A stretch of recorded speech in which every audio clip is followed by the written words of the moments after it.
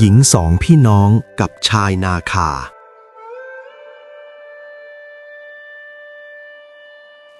การครั้งหนึ่งนานมาแล้วบนดอยสูงมีชายชราผู้หนึ่งอาศัยอยู่กับลูกสาว2 คนในกระท่อมไม้เล็กกลางป่าลึกเขาเป็นชาวไร่ผู้ขยันขันแข็งมีน้ำใจและใช้ชีวิตอย่างสงบเรียบง่ายกับลูกสาวทั้งสองลูกสาวคนโตชื่อคำแก้วเป็นหญิงสาวจิตใจดีอ่อนโยนกตัญญูต่อพ่อเสมอส่วนลูกสาวคนเล็กชื่อคำล่างดงามไม่แพ้พี่แต่กลับมีนิสัยขี้อิจฉาคิดน้อยเนื้อต่ำใจว่าพ่อรักพี่สาวกว่าตนทุกเช้าพ่อลูกทั้ง3จะออกจากบ้านเดินลัดเลาะป่ารกชื้นไปยังไร่ข้าวบนฟากเขาอีกด้านเสียงไก่ป่าร้องเสียงลมพัดผ่านไผ่เป็นดนตรีธรรมชาติที่พวกเขาคุ้นเคยมานานจนกระทั่งวันหนึ่งเมื่อพวกเขากำลังเดินทางผ่านช่องเขาแคบเส้นทางที่คดเคี้ยวอยู่ระหว่างหน้าผาสูงชันทันใดนั้นก็มีก้อนหินยักษ์กลิ้งตกลงมาจากยอดเขามาขวางทางไว้แน่นหนาชายชราและลูกสาวทั้งสองพยายามช่วยกันผลักย้ายก้อนหินแต่ไม่ว่าจะใช้แรงเท่าไหร่ก็ไม่สามารถขยับได้แม้แต่นิดพวกเขาเหนื่อยจนเหงื่อไหลท่วมตัวชายชราจึงถอนหายใจเฮือกใหญ่แล้วพูดขึ้นว่าใครก็ได้ช่วยย้ายหินก้อนนี้ออกให้ทีเถิดถ้าย้ายได้ข้าจะยกลูกสาวคนหนึ่งให้เป็นเมียเลยคำพูดนั้นเพียงพูดไปตามอารมณ์ไม่ได้คิดอะไรมากแต่แล้วผืนดินก็เริ่มสั่นสะเทือนเบาๆก้อนหินยักษ์ค่อยๆขยับออกจากทางด้วยพลังลึกลับเบื้องหลังก้อนหินยักษ์นั้นมีแสงสีมรกตเปล่งประกายขึ้นก่อนจะปรากฏร่างของนาคาตัวหนึ่งลำตัวมีเกล็ดส่องประกายเหมือนทองเคลือบมรกตมันเอ่ยเสียงกังวานก้องว่าท่านมนุษย์เอ๋ยข้าได้ช่วยเจ้าตามคำขอแล้วบัดนี้ท่านจะยกลูกสาวคนใดให้แก่ข้าตามที่พูดไว้ชายชราหน้าซีดเผือดตัวสั่นแต่ยังไม่ทันที่พ่อจะพูดอะไรออกมานางคำล่าผู้เป็นน้องสาวก็ร้องขึ้นว่าไม่นะไม่ลูกไม่ยอมเป็นเมียนาคาเด็ดขาดพ่อจึงหันมามองลูกสาวคนโตอย่างสิ้นหวังแล้วกล่าวว่าคำแก้วเอ๋ยถ้าลูกไม่ช่วยพ่อคงถูกนาคาตัวนี้กลืนกินเป็นแน่แท้หญิงสาวใจอ่อนน้ำตาคลอก้มหัวลงแล้วตอบอย่างสงบว่าพ่อเป็นผู้มีพระคุณเหนือสิ่งใดพ่อว่าอย่างไรลูกก็ไม่อาจขัดได้เจ้าค่ะทันทีที่นางพูดจบแล้วนาคาหนุ่มก็ช่วยพวกเขาย้ายก้อนหินออกจนทางโล่งสนิทชายชราและ2 พี่น้องมองหน้ากันด้วยความประหลาดใจแต่ก็ไม่กล้าขัดตั้งแต่นั้นมานาคาหนุ่มลึกลับผู้นั้นก็มาอาศัยอยู่ร่วมกับพวกเขาที่กระท่อมไม้เล็กหลายวันผ่านไปนางคำแก้วปฏิบัติกับผัวนาคาราวกับมนุษย์ผู้หนึ่งนางเริ่มเห็นความเมตตาในดวงตาเขาและหัวใจของหญิงสาวก็ค่อยๆแอบเต้นแรงขึ้นทุกครั้งที่ได้สบตานาคาได้มาช่วยทำไร่ตักน้ำหาฟืนดูแลพ่ออย่างอ่อนโยนขณะที่นางคำล่ากลับมองภาพนั้นด้วยแววตาหวาดกลัวและขยะแขยงตั้งแต่นาคาหนุ่มผู้นั้นมาอยู่ร่วมกับครอบครัวที่กระท่อมไม้เล็กกลางป่า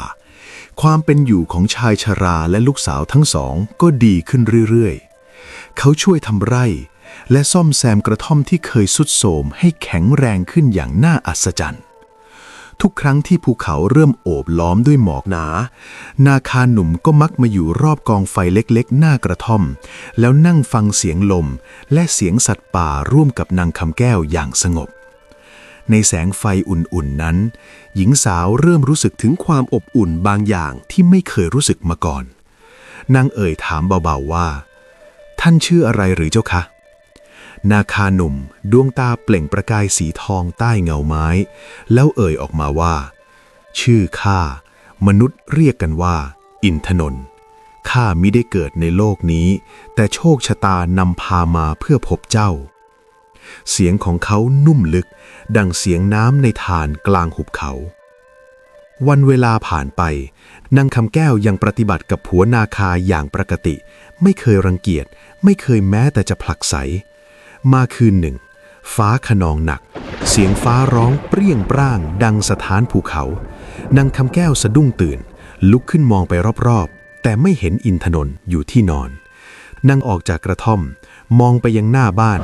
ที่นั่นนางเห็นชายหนุ่มรูปงามดวงตาเศร้าลึกยืนอยู่ตามลำพังแล้วนางก็ถามขึ้นว่าเจ้าเป็นใครชายหนุ่มหันมาแล้วก็กล่าวต่อนางด้วยเสียงอ่อนโยนว่าข้าคืออินทนนท์สามีของเจ้าเองนี่คือตัวตนที่แท้จริงของข้าคือลูกแห่งพระอินทร์บนสวรรค์ถูกสาปให้มาเกิดในรูปนาคาเพราะล่วงเกินบัญชาฟ้าข้าต้องอยู่บนโลกมนุษย์จนกว่าจะได้พบรักที่บริสุทธิ์จริงแท้จึงจะล้างคำสาปได้รักของเจ้าทำให้ข้าได้ร่างมนุษย์อย่างสมบูรณ์เมื่อได้ยินเช่นนั้นคำแก้วก็ดีใจมากที่สามีไม่ใช่นาคาอีกต่อไปและนางจึงรีบไปปลุกพ่อและน้องสาวให้มาดูเมื่อพ่อเห็นเช่นนั้นเขาก็ดีใจกับนางด้วยแต่น้องสาวคำล่ากลับเริ่มขุ่นเคืองความริษยาเริ่มซ่อนตัวในเงามืดของหัวใจเธอแล้วอินทนนท์ก็เอื้อมมือมาหานางพร้อมหยิบกำไลทองรูปหัวนาคาขึ้นมาแล้วกล่าวว่าจงรับสิ่งนี้ไว้เถิดกำไลนี้จะคุ้มครองเจ้าจากอันตรายทุกอย่างตราบใดที่หัวใจของเจ้าบริสุทธิ์หญิงสาวรับไว้ด้วยมือสั่นเทาน้ำตาเต็มขอบตาแสงฟ้าผ่าฉาบร่างทั้งสองให้ส่องสว่างกลางสายฝนภาพนั้นเหมือนสวรรค์ได้เปิดประตูให้โชคชะตาทั้งคู่มาบรรจบกันจากวันนั้นอินทนนท์ก็อยู่กับนางคำแก้วในฐานะผัวเมียตามคำสัญญาทั้งคู่ช่วยพ่อทำนาปลูกข้าวทำไร่ร่วมกันอย่างมีความสุขแต่ข้างในหัวใจของคำล่ากลับเต็มไปด้วยความคุกรุ่นแห่งความริษยาเธอมองเห็นพี่สาวมีผัวรูปงามและชีวิตสุขสบายกว่าเดิมทุกวันขณะที่ตนยังต้องทำงานหนักอยู่ในเงามืดของความโดดเดี่ยวเธอเริ่มคิดเหตุใดฟ้าจึงไม่ให้สิ่งนั้นแก่ข้าบ้างและเมล็ดแห่งความอิจฉาได้เริ่มเติบโตขึ้นเงียบๆภายในใจของนางคำล่าวันเดือนปีผ่านไปหลังจากอินทนนท์ได้มาอยู่ร่วมกับครอบครัวในกระท่อมไม้เล็กนั้นชีวิตของพวกเขาก็เปลี่ยนไปมากไร่ข้าวที่เคยแห้งแล้งกลับเขียวชอุ่มผลไม้ในป่าก็งอกงามเต็มต้นราวกับมีมือสวรรค์มาช่วยดูแลชายชราดีใจนักมักกล่าวเสมอว่าตั้งแต่อินทนนท์มาอยู่กับเราชีวิตพ่อก็สุขเหมือนได้ลูกชายเพิ่มอีกคนแต่นางคำล่ายิ่งได้ยินคำนี้ใจของนางก็ยิ่งร้อนดั่งไฟเธอมองพี่สาวที่ยิ้มหวานกับผัวนาคาและเห็นอินทนนท์มองตอบด้วยสายตาอบอุ่นเต็มไปด้วยรักหัวใจของเธอพลันเจ็บแปลบทุกครั้งในยามค่ำเธอมักนั่งเงียบอยู่หลังบ้านมองแสงจันทร์ลอดยอดไม้แล้วพึมพำกับตัวเองว่าเพราะเหตุใดฟ้าจึงให้พี่คำแก้วได้ทุกสิ่งข้าไม่มีแม้แต่คนจะมองข้าเช่นนั้นรุ่งอรุณของวันใหม่มาถึงพร้อมหมอกบางที่ลอยคลอเคลียไปทั่วหุบดอยเสียงไก่ป่าขันคับแสงแรกของวันขณะที่ชายชราและลูกสาวทั้งสองออกจากบ้านไปยังไร่ข้าวตามปกติอินทนนท์ก็ตามไปช่วยเหมือนทุกวันใบหน้าของเขามีรอยยิ้มอบอุ่นส่วนนางคำแก้วก็ขับเพลงเบาๆตามทางแต่สำหรับนางคำล่าหัวใจของเธอกลับเต็มไปด้วยความปั่นป่วนนางได้ยินเสียงกระซิบวนเวียนอยู่ในหัวถ้าพี่ไม่มีชีวิตอยู่ข้าย่อมได้ทุกอย่างเย็นวันหนึ่งเมื่อตะวันใกล้ลับหลังภูเขานางคำแก้วอาสาออกไปตักน้ำที่บ่อดินข้างป่าตามลำพังนางคำล่าจึงเดินตามไปเงียบๆโดยถือถังไม้ในมือเหมือนจะช่วยพี่สาว บ่อน้ำนั้นลึกและเย็นน้ำสะท้อนแสงอาทิตย์สุดท้ายเป็นสีทองแดงสวยงามนางคำแก้วก้มลงตักน้ำขณะที่คำล่าเดินเข้าไปข้างหลังอย่างแผ่วเบาในมือของนางกำด้ามถังแน่นราวกับถืออาวุธแห่งความอาฆาตเสียงในหัวเริ่มดังอีกครั้งตอนนี้แหละผลักนางลงไปไม่มีใครเห็นลมหายใจของคำล่าหนักขึ้นหัวใจเต้นแรงราวกับจะทะลุอกเธอก้าวเข้าไปใกล้พี่สาวช้าๆแล้วก็ผลักพี่สาวอย่างแรงนางคำแก้วดิ่งลงยังก้นบ่อด้วยเสียงร้องที่ลอยในอากาศเมื่อเห็นพี่สาวตกลงไปแล้วนางคำล่าก็ทำท่าตกใจร้องไห้วิ่งกลับบ้านไปบอกพ่อและอินทนนท์ว่าขณะที่คำแก้วกำลังตักน้ำอยู่ๆก็พลัดตกลงไปในบ่อลึกแต่ไม่นานกำไลนาคาที่อินทนนท์มอบให้นางก็ส่องแสงสีทองมรกตขึ้นมาอย่างอัศจรรย์กระแสน้ำในบ่อพลันหมุนวนเป็นเกลียวใสเย็นลมพัดใบไม้ปลิวไหวรอบตัวนางคำแก้วแล้วยกตัวนางขึ้นอย่างนุ่มนวลเมื่อน้องสาวคำล่ากลับมาเล่าเหตุการณ์ยังไม่ทันจบพี่สาวคำแก้วก็กลับมาบ้านเช่นกันคำล่าเห็นพี่กลับมาโดยไม่เป็นอะไรเลยเธอก็ตกใจสุดขีดก้าวถอยหลังพลางร้องออกมาด้วยเสียงสั่นนี่มันอะไรกันก็น้องเห็นพี่ตกลงไปยังบ่อน้ำแล้วทำไมพี่ถึงกลับมาได้แล้วพี่สาวก็บอกว่าไม่ว่าอะไรจะเกิดขึ้นกำไลนาคาของพี่อินทนนท์ที่ให้ไว้จะปกป้องตัวนางไว้ตลอดเวลาหลายวันผ่านไปหลังจากเหตุการณ์กำไลนาคานางคำล่ายิ่งซึมเศร้าและเก็บตัวมากขึ้นเธอไม่พูดกับใครไม่แม้แต่จะสบตาพี่สาวในใจของเธอมีแต่เสียงกระซิบของความริษยาที่คอยยุยงให้ทำร้ายผู้อื่นแม้ต้องแลกด้วยชีวิตก็ตามแต่ละวันเธอได้แต่นั่งมองพี่สาวและอินทนนท์ที่หัวเราะคุยกันเบาๆด้วยแววตาเศร้าเคลือบด้วยความแค้นจากวันเป็นเดือนนางคำล่าก็ยังไม่พูดกับพี่สาวนักมักหลบหน้าและมองด้วยแววตาแข็งกร้าวแม้ผู้เป็นพ่อจะสังเกตได้แต่ก็เพียงถอนหายใจเพราะไม่รู้จะพูดอย่างไรกับลูกคนที่ขี้น้อยใจมาวันหนึ่งนางคำล่าตื่นขึ้นมาพร้อมรอยยิ้มสดใสเธอหันไปชวนพี่สาวว่าพี่จ๋าวันนี้เราไปเก็บลูกไม้ในป่าหลังดอยกันดีไหมได้ยินว่าผลไม้สุกเต็มไปหมดพี่สาวคำแก้วพยักหน้าด้วยความยินดีดีสิน้องเราจะได้เอาไปขายเพื่อซื้อของเพิ่มอีกหน่อยทั้งสองจึงเตรียมตะกร้าหวายแล้วเดินเข้าสู่ป่าใหญ่ทันทีระหว่างทางแสงแดดลอดผ่านเรือนใบไม้เขียวมรกตเสียงนกและลมพัดหวิวราวกับธรรมชาติกำลังมองดูบางสิ่งจะเกิดขึ้นเมื่อถึงกลางป่าบริเวณนั้นมีเหวลึกและกองหินสูงรายรอบคำแก้วเดินเข้าไปเด็ดผลไม้ด้วยความเพลิดเพลินแต่คำล่ากลับยืนอยู่ข้างหลังมองพี่สาวด้วยสายตาว่างเปล่าเสียงกระซิบในหัวดังขึ้นว่าตอนนี้แหละไม่มีใครเห็นไม่มีใครจะช่วยนางได้มือของเธอกำแน่นขึ้นจนเล็บจิกฝ่ามือเลือดซึมหัวใจเต้นแรงจนแทบหลุดออกจากอกเธอก้าวเข้าไปช้าเหมือนงูรอจังหวะเขมือบเหยื่อพี่ดูสิผลไม้ลูกนั้นใหญ่จริงๆนางคำแก้วหันไปมองบนต้นไม้ตามที่น้องชี้ขณะนั้นเองคำล่าผลักเต็มแรงเสียงกรีดร้องของพี่สาวดังสะท้อนก้องไปทั่วป่าร่างของคำแก้วดิ่งลงไปในเหวลึกเบื้องหน้าฝุ่นดินตลบคลุ้งเสียงใบไม้และหินกลิ้งลงไปเป็นทางยาวคำแก้วร่วงหล่นไปจนถึงก้นเหวเลือดซึมออกจากแขนขาแต่ยังคงหายใจนางกระเสือกกระสนพยายามจะลุกขึ้นน้องทำไม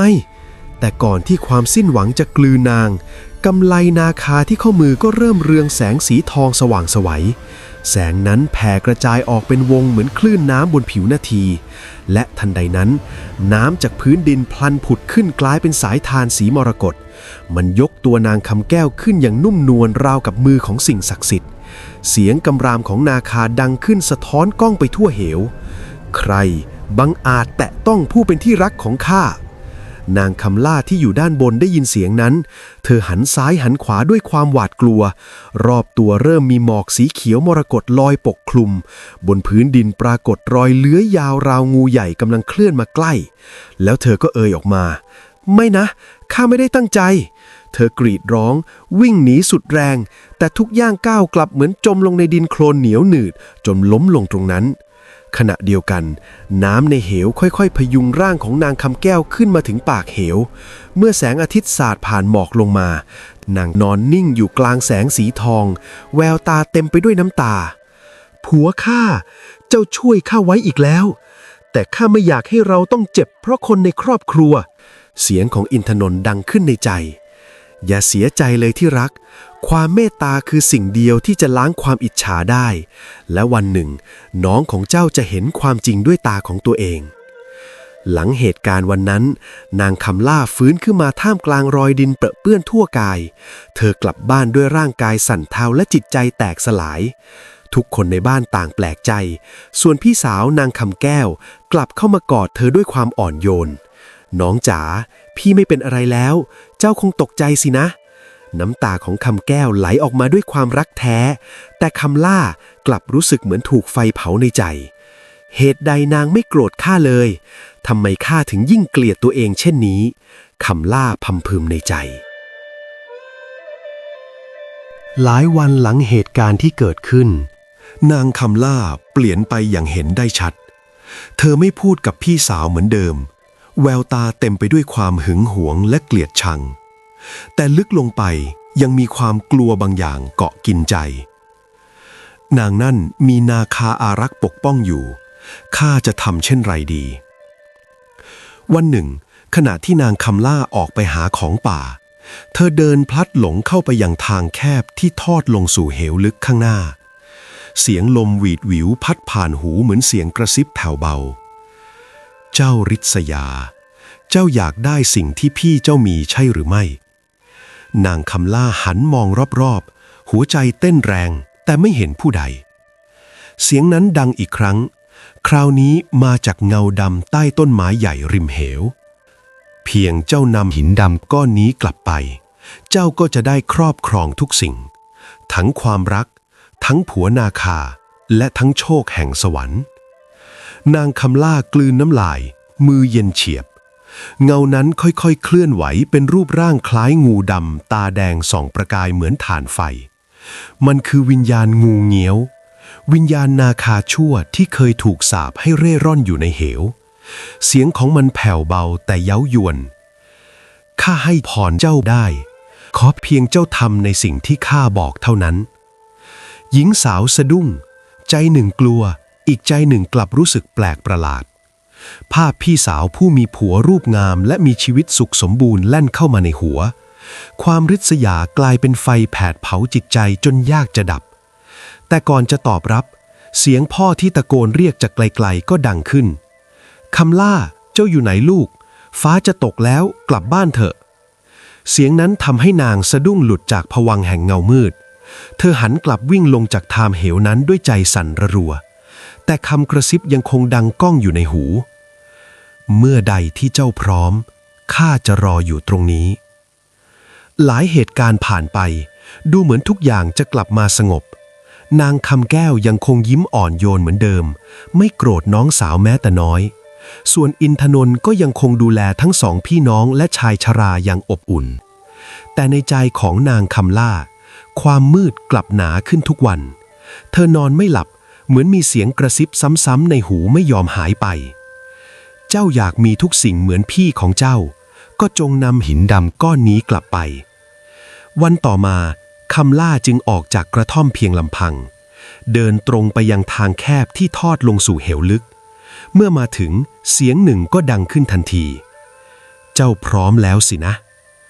แล้วหินดำก็ปรากฏอยู่ตรงหน้าคำล่านำมันกลับมาซ่อนไว้ใต้หมอนคืนนั้นขนาดนอนหลับคำล่าฝันถึงบางสิ่งราวกับมีงูซ่อนอยู่ใต้หมอนเจ้าจงมากับข้าแล้วเจ้าจะได้ทุกอย่างเหมือนที่พี่เจ้ามีร่างของคำล่าสั่นสะท้านหายใจหอบแรงเมื่อเธอตื่นขึ้นเงยหน้ามองไปที่มุมห้องงูดำตาแดงจากฝันปรากฏขึ้นจริงมันเลื้อยออกมาจากเงามืดใต้ถุนบ้านเสียงลมหายใจเย็นเยือกดังขึ้นเจ้าต้องการพลังใช่ไหม เจ้าต้องการให้พี่เจ้าตายใช่ไหมน้ำตาของคำล่าไหลอาบแก้มเธอทำได้แค่เพียงสายหน้าไม่อาจขยับตัวหนีได้ไม่ข้าไม่เอาแล้วแต่สายไปแล้วงูดำพุ่งเข้าหาเธอรวดเร็วราวกับเงามันเลื้อยพันร่างของนางแน่นเสียงกรีดร้องแผดดังสะท้อนออกมาทั่วกระท่อมไม้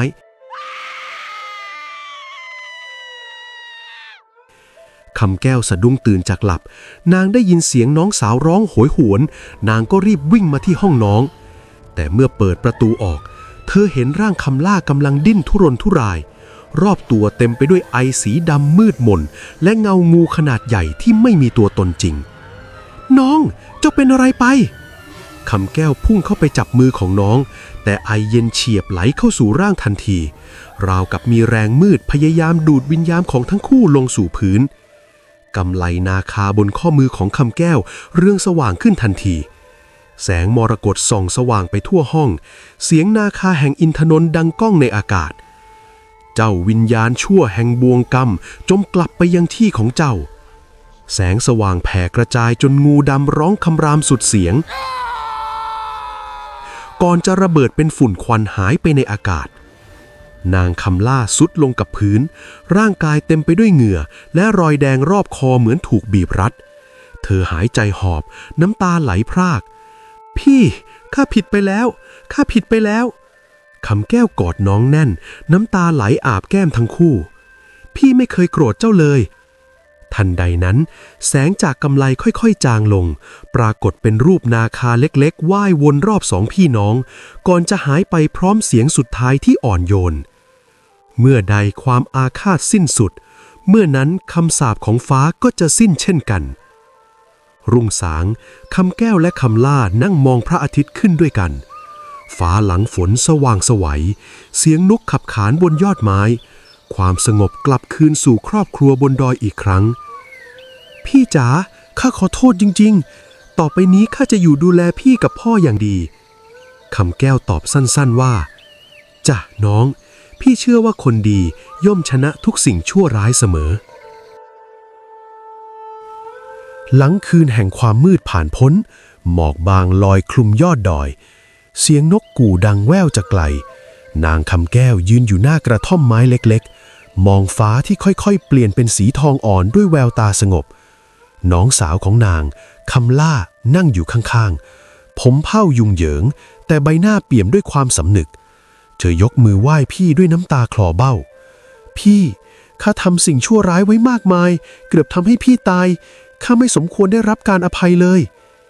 คำแก้วยิ้มบางๆก่อนยื่นมือไปจับมือน้องเบาๆเจ้าอาจทำผิดแต่หัวใจเจ้ารู้จักเสียใจแค่นั้นก็เพียงพอแล้วขณะนั้นเองแสงสีทองมรกตส่องขึ้นจากกำไลนาคาที่ข้อมือของคำแก้วมันเปล่งรัศมีอ่อนโยนล้อมทั้งสองไว้ในวงแสงอากาศรอบตัวเงียบสงัดเสียงทุ้มลึกและอบอุ่นดังขึ้นจากเบื้องบนแม่นางผู้เปี่ยมเมตตาเจ้าคือผู้ปลดปล่อยคำสาปของข้าทุกสายตาเงยขึ้นมองเมฆเหนือภูเขาแหวกออกเผยให้เห็นร่างของอินทนนท์ชายรูปงามในอาภรณ์สีฟ้าขาวเบื้องหลังมีหางนาคาทองส่องแสงราวเทพจากสวรรค์เขามองนางคำแก้วด้วยแววตาอ่อนโยนเจ้าได้มอบสิ่งที่มีค่าที่สุดให้ข้าความรักที่ปราศจากเงื่อนไขคำสาปแห่งฟ้าได้สิ้นสุดลงแล้วถึงเวลาที่ต้องกลับสู่สวรรค์แต่ใจข้าจะอยู่กับเจ้าตลอดไป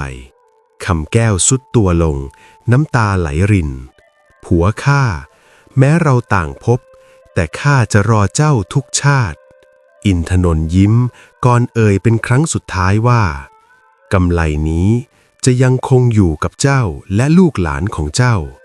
มันจะปกป้องพวกเขาให้พ้นภัยตราบนานเท่านานแสงสีทองล้อมร่างอินทนนท์ก่อนจะค่อยๆสลายกลายเป็นฝนใสตกพร่างพรมทั่วหุบดอยกลิ่นดินหอมฟุ้งลมอ่อนพัดเหมือนเสียงลาจากอันแผ่วเบาหลังจากนั้นสองพี่น้องกับพ่อก็กลับไปทำไร่ข้าวเหมือนเดิมแต่หัวใจของพวกเขาไม่เหมือนเดิมอีกต่อไป เต็มไปด้วยความอบอุ่นและสันติ นางคำล่าขยันทำงานช่วยดูแลพี่และพ่อไม่ขาดส่วนคำแก้วจะเงยหน้ามองฟ้าทุกครั้งที่ฝนโปรยลงมาเพราะเชื่อว่านาคาผู้เป็นที่รักกำลังมองดูอยู่จากบนฟ้าสวรรค์เย็นวันหนึ่งขณะรุ้งกินน้ำพาดผ่านฟ้าเหนือยอดเขาคำแก้วเอามือแตะกำไลนาคาเบาๆแล้วกล่าวกับน้องสาวว่าน้องเห็นไหมแสงนั้นคือรอยยิ้มของเขาเพราะสุดท้ายความรักและการให้อภัยเป็นสิ่งเดียวที่ไม่มีวันตายสองพี่น้องยืนมองรุ้งด้วยรอยยิ้มข้างหลังลมบนดอยพัดผ่านดอกหญ้าไหวเอ็นราวกับธรรมชาติกำลังยิ้มตอบกลับแต่ทุกคืนแสงสีเขียวมรกตก็ยังส่องวูบไหวจากกำไลที่ข้อมือคำแก้วเป็นเครื่องหมายว่ารักแท้และความดีย่อมปกป้องผู้มีใจบริสุทธิ์เสมอ